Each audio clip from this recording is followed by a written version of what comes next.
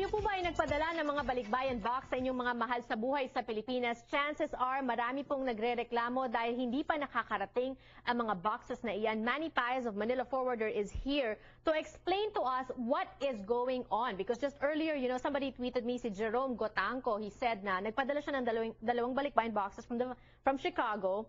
Isa pa lang ang dumarating. Yung isa, hanggang ngayon wala pa. Why is it like that? Actually, nationwide yan.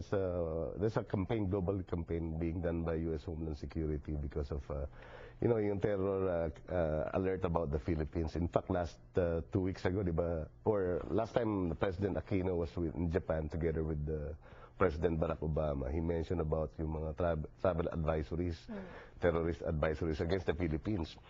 Aside from travel advisories, pati yung shipment going to the Philippines are being subjected to 100% inspection by U.S. Homeland Security. So, ibig sabihin, pinrofile kayong mga Filipino-American shipment freight forwarding companies. Kayo lang ang chinecheck. Actually, yan ang nakakatuwa. They're saying that this is a random inspection, but then when you look at the volume of shipments going out of Long Beach, it's only the Filipino shippers are the one being inspected. So when they say inspection, ibig sabihin, nakikita natin sa pictures ngayon, binubuksan yung box. Correct. So nakaka-alarma yung mga tumatanggap sa Philippines. Naku, pag ako nakatanggap ng balikbayan box and it's open, I might think that it's the forwarding company that did it. Not in this case, because when U.S. Homeland Security do their inspection, they make a tape, put a secured tape to that, indicating it was inspected by U.S. Homeland Security.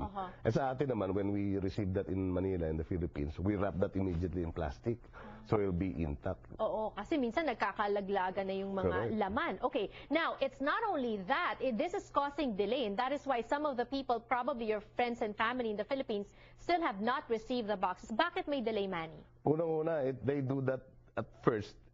It's not systematically when they're doing the inspection.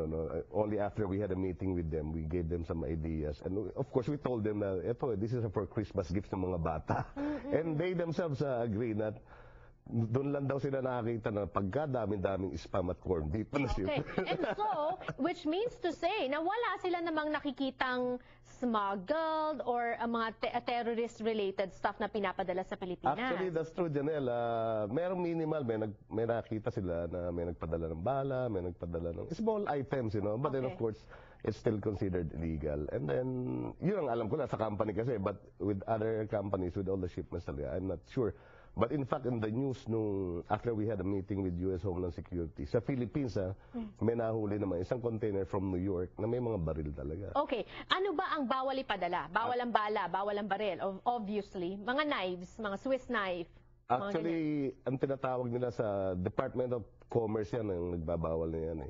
Tinatawag na significant military equipment. So anything na may military use or equipment, generalize mo na yan, gawin mo, don't even think about doing that. Okay. And what's gonna happen now for people na hindi pa na-receive, pwede bang magreklamo, mag-inquire, anong mangyayari? Meron nakalagay dito, averaging $10 per box ang isa-shoulder ng mga consumers? Actually, ang ginagawa ng mga balikbayan box company, kami na muna nag-aabono dahil hindi i-release yung shipment, hindi namin babayaran yan.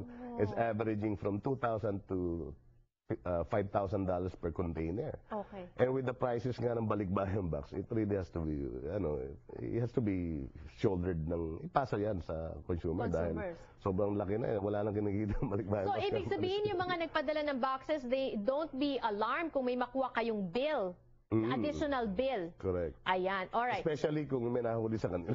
Ayan. Well, kasama pa doon yung supuin for prosecution. Oh my gosh. Okay. All right. Well, thank you so much for sharing that information with us this afternoon. Very important po yan. And if you want more information, that's the website on the screen, and call Manila Forwarder if you have additional questions, because they can answer your questions for you. They're also having a sale. You might want to ask about that as well. Thank you so much, Manny, and more power to you. Magbabalik po ang Kababayan LA. Don't go away.